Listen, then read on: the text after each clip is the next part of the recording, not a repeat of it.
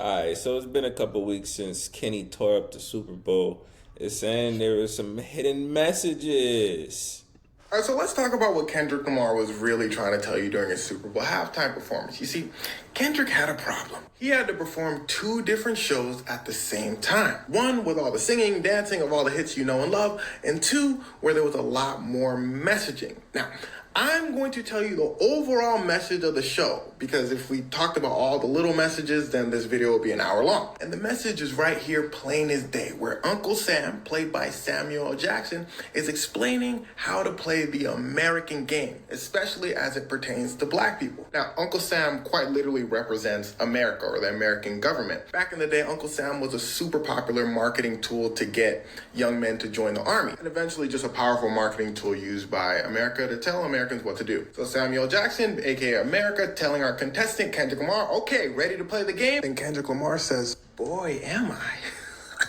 Uncle Sam says, all right, go ahead then. So our contestant of the evening, Kendrick Lamar, jumps out and says the revolution is about to be televised, which is an exact reference to jazz singer Gil Scott-Heron's The Revolution Will Not Be Televised. Listen closely. The revolution will not be televised basically means true change, true social change won't happen on the TV, but rather the revolution will happen in the background when the TV's off, when people are actually getting up and making things shake. Now remember, Kendrick said the revolution will be televised, meaning I'm gonna do the revolution on TV right here. So we get up, start rapping, start singing, start jumping around. Uncle Sam says, no, Kendrick, stop. You not playing the game right. Samuel Jackson, you're scaring them folk. Play the songs that they want to hear. And this is the funny part, because Kendrick Lamar is basically telling you how people who watch the Super Bowl, Americans, are going to react to the performance. People are saying, I don't get it. What's all this jumping around he's doing? So Uncle Sam tells him, tone it down. Kendrick Lamar basically says, okay. So Kendrick Lamar performs Humble and DNA, Be Humble, Sit Down. People are like, oh, I know that song. So they feel a little safer. They're like, okay, this guy might not be so bad. I know this one. Because Humble is one of his biggest hits. But damn, here goes Kendrick Lamar screwing it up again. He brings his homeboys with him. He starts rapping again. He's supposed to come out here and be a star. He can't bring black people in a group together, especially black men. Again, this is too scary. Uncle Sam says, no. Kendrick Lamar says, okay, chill. What if I just perform Not Like Us? But then he says, no, he can't, because he might get sued. This is a reference to Drake, because he's known to sue. He's suing Universal right now because the whole Not Like Us beef. But even besides the Universal lawsuit, Drake has been known for his suing tactics in the music industry. So again, Kendrick Lamar is basically saying Drake might sue me if I sing Not Like Us. Kendrick Lamar then suddenly starts listening to his earpiece. And then he says, oh, you guys want me to tone it down? Basically pretending that the NFL is telling Kendrick Lamar, yo, play some music our NFL fans are gonna like. You're doing too much of this rapidy rap stuff. Same thing that Uncle Sam is telling him. So Kendrick brings out SZA and they start performing their mega hits.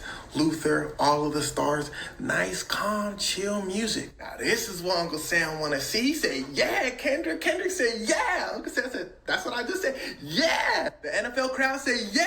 Uncle Sam said, yeah. But don't mess it up though, Kendrick.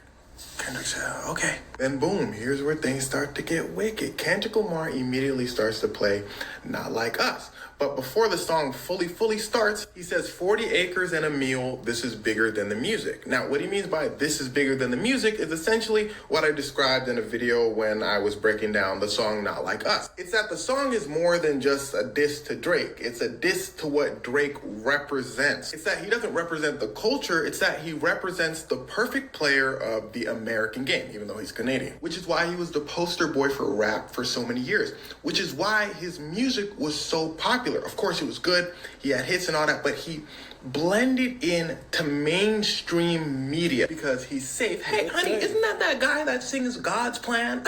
Now, that's a half African I can get behind. That's probably something your mom said because he's very palatable. Think about any time you see something with a benefit concert, raising money for anything, you know they finna bring out John Legend. He's safe. Will Smith, poster boy for black actors, safe. Until he messed up. Because the thing is, if you black, you can't mess up during the game. You only get one life. Now, to be fair, he slapped a grown man on live television. But Chris Rock describes what happened perfectly. He says, growing up, my parents taught me never to fight in front of white people. The whole crowd started clapping, and he was dead serious. Now, again, he's describing the American game as it pertains to black people perfectly. His parents telling him, look, if you want to succeed in this world, you got to just be good. That being said, there's nothing wrong with playing the game. As Kendrick Lamar shows during his performance, he plays the game as well. That's one thing I always say about the Will Smith thing. Like, I never say he shouldn't have slapped him. I said he shouldn't have slapped him on public TV during you all know. He could have waited. Everybody plays the game. When you talk a certain way at home, but as soon as your boss calls you, you hit that hello. Code switching, that's a part of the game. But when all you are is the game and not an ounce of culture is in your veins, that's when things might be going a little too far. Again, which is why Kendrick says it's bigger than the music. It's Kendrick bringing culture, rap culture, black culture to the main stage without it being so safe. He also says 40 acres and a mule, which was the promise that America gave black people after slavery so black people can get started on building wealth, because America understood all too well how difficult it was to create wealth out of nothing. America as a nation started with nothing.